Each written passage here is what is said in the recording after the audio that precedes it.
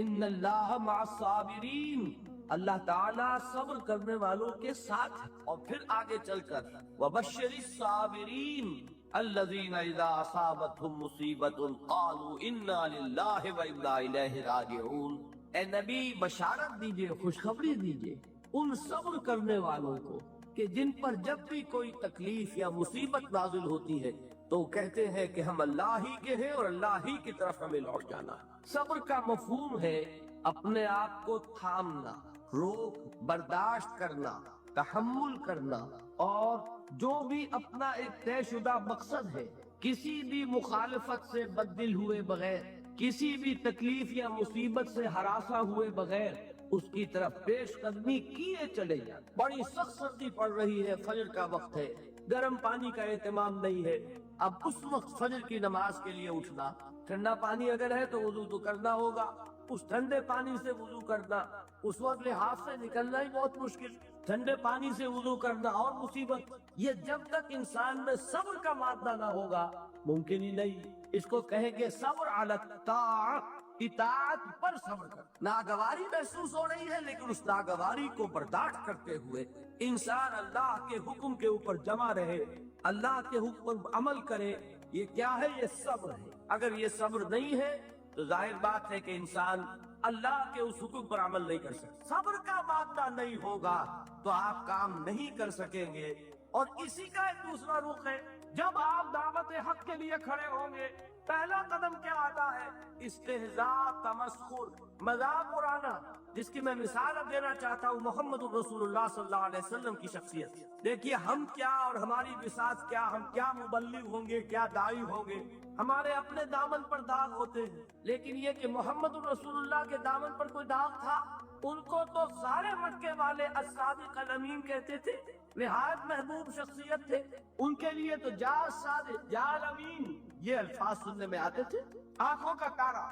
لیکن جب آپ نے دعوت شروع کی، اب قرآن مجید میں دیکھیے کسی نے کہا مجنون ہو گئے، دماغ خراب ہو گیا، پاگل ہو گئے، اجی شاعر ہیں، کچھ شعر جوڑ لیتے ہیں ہم پر بہت جماتے ہیں، کسی نے کہا ساحر ہے، تو جادو سیکھ لیا، یہاں تک کہ ایسے بدبخت بھی پیدا ہوئے قرآن میں ہے ساحر کذاب، سحر کرنے والا جادوگر نہایت جھوٹا۔ یہ الفاظ کہے جا رہے ہیں کس کی شان میں؟ محمد الرسول اللہ صلی اللہ علیہ وسلم۔ قرآن میں نقل کیا گیا یا ایھا الذی نزل علیہ الذکر انک لمجنون۔ کبھی آپ نے اس کا ترجمہ سوچا؟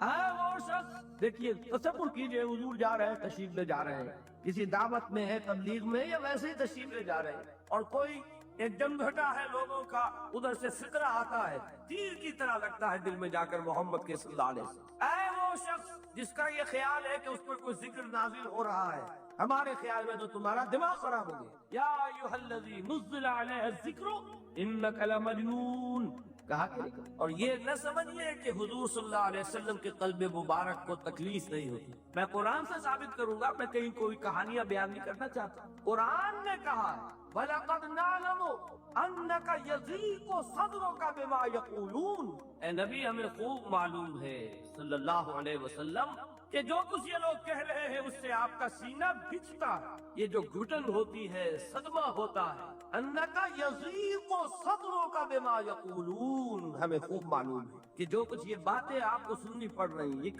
کڑوی کسیلی باتیں، یہ جو فکرے چست ہو رہے، استہزاء ہو رہا ہے، تمسخر ہو رہا ہے۔ سورہ ہجر میں ہے، ایک جگہ کھڑے ہوئے لوگ قرآن کا مذاق اڑا رہے ہیں، بھائی فلاں آیت تم لے جانا، فلاں آیت میری ہوگی، اس کے ٹکڑے کر رہے ہیں، اس کے ٹکڑے اسے بکھرے کر کے قیمہ بنا کر ان آیات کا تمسخر اڑا رہے ہیں۔ ایک جگہ قرآن مجید میں مذکور ہے کہ فرشتوں کا مذاق اڑ رہا ہے۔ بھائی یہ دیکھو محمد نے کہا ہے صلی اللہ علیہ وسلم کہ جہنم پر تو کل 19 فرشتے ہیں، علیہا 19 قرآن میں آیت نازل ہوئی۔ ایک پہلوان کہتا بھائی 10 کو تو میں سنبھال لوں گا، باقی 9 کا تم انتظار کر لو۔ یہ باتیں آ رہی ہیں حضور کے کانوں، کلام الہی کے ساتھ کیا سلوک ہو رہا ہے، مجھ پر کیا فکرے جست کیے جا رہے ہیں، مجھ پر جس طریقے سے استہزاء اور تمسخر کا رویہ اختیار کیا گیا ہے، دل بھج رہا ہے، دل میں صدمہ ہے۔ دیکھیے سورہ نون ہے، اور میرے نزدیک یہ دوسری وحی ہے جو حضور پر نازل ہوئی ہے، اس کی ابتدائی آیات نون والقلم وما یسطرون ما انت بنعمت ربک بمجنون وان لک لاجرا غیر ممنون۔ وَإِنَّكَ لَعَلَىٰ خُلُقٍ عَظِيمٍ فَسَتُبْصِرُ وَيُبْصِرُونَ بِأَيِّكُمُ الْمَفْتُونُ إِنَّ رَبَّكَ هُوَ يَعْلَمُ بِمَنْ ضَلَّ عَنْ سَبِيلِهِ وَهُوَ أَعْلَمُ بِالْمُهْتَدِينَ۔ نون، قسم ہے قلم کی اور جو کچھ یہ لکھتے ہیں، اے نبی آپ اپنے رب کی نعمت سے مجنون نہیں ہیں۔ یہ کیوں کہا جا رہا ہے؟ حضور کو جو صدمہ پہنچا ہے وہی نازل ہوئی ہے دل جوئی کے لیے، تسلی کے لیے۔ آپ کیوں برا منا رہے ہیں؟ اے نبی آپ کیوں صدمہ اور رنج اور اندوہ محسوس کر رہے ہیں؟ ان بدبختوں کے کہنے سے کوئی آپ مجنون ہو جائے گا؟ مانتا بنعمت ربک بمجنون وَإِنَّ لَكَ لَأَجْرًا غَيْرَ مَمْنُونٍ۔ آپ کو جو یہ صبر کرنا پڑ رہا ہے، آپ کو جو یہ جھیلنا پڑ رہا ہے، اس کی وجہ سے آپ کو وہ اجر ملے گا جس کا سلسلہ کبھی منقطع نہیں ہوگا۔ وَإِنَّكَ لَعَلَىٰ خُلُقٍ عَظِيمٍ، اور اے نبی آپ تو خلق عظیم کے حامل ہیں۔ آپ کا اخلاق، آپ کا کردار، آپ کی سیرت، آپ کی شخصیت میں طہارت، نفاست، پاکیزگی، آج تک دنیا نے کوئی پاگل، کوئی مجنون ایسا بھی دیکھا؟ یہ ساری باتیں اللہ تعالیٰ حضور کی دلجوئی کے لیے فرما رہے ہیں۔ اس سے آپ اندازہ کیجئے کہ کتنا صدمہ ہوتا ہوگا۔ یہی ہے، اس ساری چیز کو جمع کیجئے تو یہ چیز کیا ہے؟ وَاصْبِرْ عَلَىٰ مَا يَقُولُونَ وَاهْجُرْهُمْ هَجْرًا جَمِيلًا۔ صبر کرو اے نبی، صبر کرو اے محمد صلی اللہ علیہ وسلم، جھیلو اور برداشت کرو اس پر جو یہ کہہ رہے یریدون لیطفئوا نور اللہ بافواہہم، یہ چاہتے ہیں کہ اللہ کے نور کو اپنے منہ سے بجھا دے، پھونکے مار کے ہی بس۔ نور خدا ہے کفر کی حرکت پہ خندہ زن، پھونکوں سے یہ چراغ بجھایا نہ جائے گا۔ یریدون لیطفئوا نور اللہ بافواہہم واللہ متم نورہ ولو کرہ الکافرون، یہ چاہتے ہیں کہ اپنے منہ کی پھونکوں سے اللہ کے نور کو بجھا دے، حالانکہ اللہ تعالیٰ تو اپنے نور کا اتمام فرما کر رہے گا، خواہ ان کافروں کو کتنا ہی ناگوار ہو۔ اس کی ترجمانی ہے نور خدا ہے کفر کی حرکت پہ خندقن، پھونکوں سے یہ چراغ بجھایا نہ جائے۔ یہی وجہ دیکھیے مکی صورتوں میں خود نبی اکرم صلی اللہ علیہ وسلم کو اتنے مختلف پیرایوں میں صبر کا حکم دیا گیا۔ کچھ مثالیں میں دے چکا ہوں، وَلِرَبِّكَ فَاصْبِرْ، اسی طریقے سے وَاصْبِرْ كَمَا صَبَرَ أُولُو الْعَزْمِ مِنَ الرُّسُلِ، اے نبی صبر کیجئے جیسے کہ صبر کیا ہمارے اولو العزم رسولوں نے۔ وَاصْبِرْ وَمَا صَبْرُكَ إِلَّا بِاللَّهِ، اے نبی صبر کیجئے اور آپ کا صبر تو اللہ ہی کے سہارے ہے۔ وَاصْبِرْ لِحُکْمِ رَبِّكَ، یہ سورہ نون جس کی ابتدائی آیات میں نے آپ کو سنائی، نون والقلم وما یسطرون ما انت بنعمت ربک بمجنون، اس کا اختتام کیا ہوتا ہے؟ وَاصْبِرْ لِحُکْمِ رَبِّكَ وَلَا تَكُنْ كَصَاحِبِ الْحُوتِ إِذْ نَادَىٰ وَهُوَ مَكْظُومٌ، اے نبی صبر کیجئے اپنے رب کے فیصلے کا، انتظار کیجئے اور اس مچھلی والے کے مانند نہ ہو جائیے۔ مچھلی والا کون؟ حضرت یونس علیہ السلام۔ مچھلی والے نے اپنے دینی حمیت اور غیرت جو تھی اس کی وجہ سے اللہ کے حکم کا انتظار نہیں کیا، اپنے قوم کو چھوڑ کر چل دی۔ نبی کا، رسول کا یہ معاملہ ہوتا ہے، جیسے کہ آپ کو معلوم ہے کوئی افسر ہے کسی حکومت کا، وہ اپنی پلیس آف ڈیوٹی کو نہیں چھوڑ سکتا، he must stick to his place of duty۔ بڑے افسر کے لیے تو یہ بہت اہم بات ہے۔ تو اے رسول، جہاں آپ کو ہم نے تعینات کیا ہے آپ وہاں سے ہل نہیں سکتے کہ ذرا مخالفت ہوئی، لوگوں نے فکرے چست کیے اور آپ کہیں اور چل دیے، دفعہ ہوئیے، یہ بات نہیں سننا چاہتے میں کسی اور کو سناؤں گا، ہو سکتا ہے نا؟ ہم تو کرتے ہیں نا یہ، اس لیے کہ ہمیں تو اللہ نے کہیں تعینات تو نہیں کیا تھا۔ اگر ایک جگہ کے لوگ بات نہیں سنتے، چلو بھائی ہم کہیں اور جائیں گے، وہاں بات سنائیں گے۔ لیکن رسول کا معاملہ ہوتا ہے جو اس کی پلیس آف اپوائنٹمنٹ ہے، he cannot leave his place without the express permission of Allah سبحانہ و تعالیٰ۔ آپ نے یہ سنا ہوگا، سیرت کی تقاریر میں پڑھا ہوگا کہ مدینے کی طرف ہجرت کی اجازت حضور نے تمام صحابہ کو دے دی، خود منتظر رہے جب تک کہ اللہ کی طرف سے اجازت نہیں آئی۔ حضرت ابو بکر پوچھتے رہتے تھے حضور اجازت آ گئی کہ نہیں؟ ابھی نہیں آئی۔ حضور اذن آ گیا؟ نہیں آیا، ابھی نہیں آیا۔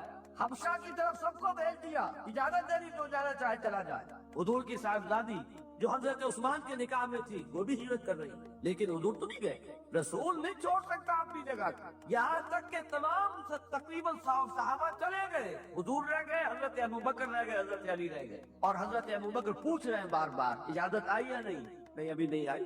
حضرت عائشہ نے واقعہ بیان کیا کہ ایک روز اچانک دوپہر کے وقت ہم نے دیکھا کہ حضور نے اپنے پورے جسم کو ڈھانپا ہوا ہے، چہرے کو بھی کپڑے میں ڈھاکا ہوا ہے اور تشریف لا رہے ہیں۔ یہ اس میں تعجب کی بات یہ کہ عرب میں آج بھی آپ کو معلوم ہے کہ یہ چیز جو ہے ان کی روایات کے خلاف ہے کہ دوپہر کے وقت کوئی کسی سے ملنے جائے. یہ وقت جو ہے قیلولے کا ہے، آرام کا ہے. تو ٹھیک دوپہر کے وقت تشریف لائے حضور.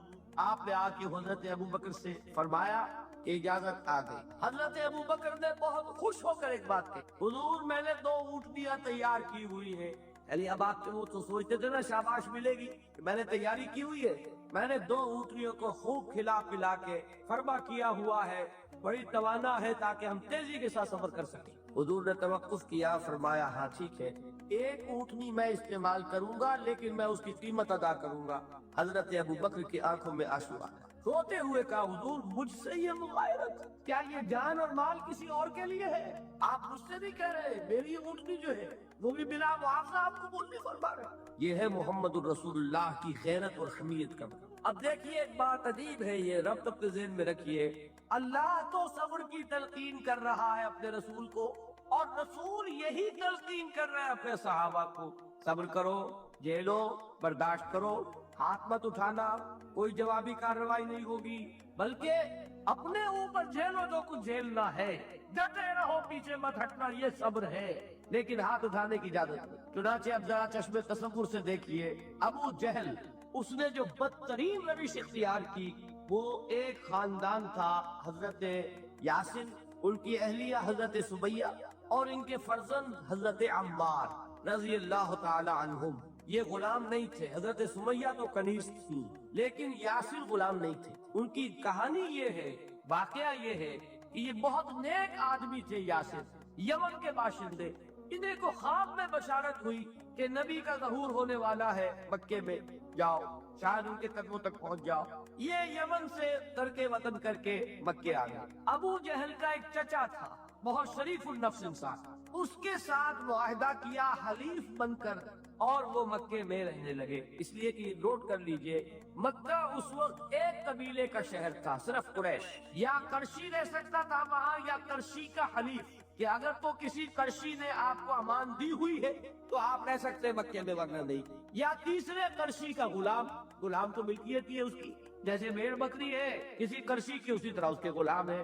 یہ 3 کیٹیگریز تھی انسانوں کی مکے میں. اسی کو نوٹ کی کہ جو بیچارے غلام تھے وہ سب سے زیادہ ستائے، اس لیے کہ غلاموں کے تو حقوق ہی کوئی نہیں تھے. بلال غلام تھے، ابو فقیر غلام تھے، زنیرہ ایک کنیز. ان کو جو مارے پڑی ہے اس کا آپ کو معلوم. حضرت بلال کے ساتھ جو کچھ امیہ ابن خلف نے کیا، کہ جس طریقے سے کہ حیوانوں کی لاشیں جو ہے کھینچ کر گھسیٹ کر لے جائی جاتی، ان کی گردن میں رسی ڈال کر گھسیٹتے، اسی طریقے سے حضرت بلال کے گردن میں رسی ڈال کر ٹھیک دوپہر کے وقت مکے کی سنگلاخ گلیوں کے اندر گھسیٹا جاتا. نیچے زمین جل رہی ہے توے کی طرح، اور ویسا بھی ہوتا تھا کہ چت لٹا دیا، اوپر سے وہ آگ مکے کا کہ سورج جو ہے ذرا نوٹ کیجئے، آگ پر سارا نیچے زمین توے کی طرح جل گئی، اور ایک بھاری سل بھی لا کر جو ہے سر پر رکھ دی، چھاتی پر رکھ دی گئی ہے کہ آواز نہیں نکل رہی، جھاگ نکل رہے ہیں منہ سے. لیکن اس حال میں بھی احد احد احد، ایک ایک اللہ، قل هو اللہ احد، الفاظ بھی. یہ ہے وہ صبر، صبر علی الابتلاء، صبر علی الایذاء. یہ ابتلاء اور ایذاء پر صبر ہے. یہ لو برداشت کرو، توحید پر قائم رہو، محمد کی رسالت کے اقرار کرتے رہو صلی اللہ علیہ وسلم، لیکن ہاتھ نہیں اٹھانا. اب میں آپ کو بتا رہا تھا یہ تو غلام تھے، یہ جو تھے یاسر یہ حلیف تھے، غلام تو نہیں تھے نا. البتہ وہ ابو جہل کے چچا کی کنیز تھی یہ سمیہ، انہوں نے اجازت لے کر ان سے نکاح کر لیا. یہ تو کنیز رہیں گی. بیٹا جو ہوا وہ بھی ایک طرح سے جب کنیز زیادہ ہے غلام ہو گیا، عمار ابن یاسر. وہ جو شخص تھا بہت شریف النفس ابو جہل کا چچا، وہ مر گیا. اب ابو جہل جو ہے اس خاندان کا سربراہ ہے، لہذا یہ تینوں جو افراد ہیں وہ اس کے رحم و کرم پر ہے. یاسر کو بھی پروٹیکشن اگر ہے تو ابو جہل کی ہے، ابو جہل جو چاہے کرے، اور سمیہ تو کنیز ہے ہی، اس کا تو کوئی حق ہے ہی نہیں، جو چاہے کرے. اور عمار ان دونوں کا بیٹا ہے، لہذا بدترین معاملہ کیا ابو جہل نے ان 3 افراد. حضرت سمیہ کے ساتھ جو کچھ کیا گیا ہے آپ اس کا تصور نہیں کریں. ایک مرتبہ بھی کہنے کے لیے تیار نہیں، جو چاہو کر لو، اب ہم تو اس سے پیچھے نہیں. تنگ آ کر اس نے حضرت سمیہ کی تو شرمگاہ میں برچھا مارا اور شہید کیا. حضرت یاسر کے بارے میں ایک روایت یہ ہے، ستا کے تنگ کر کر کے آخر کار جو ختم کیا، انہیں شہید کیا کس طرح. 4 سانڈ اونٹ جوان، ان سے رسے باندھے، ایک رسے سے ایک بازو باندھا، دوسرے سے دوسرا بازو باندھا،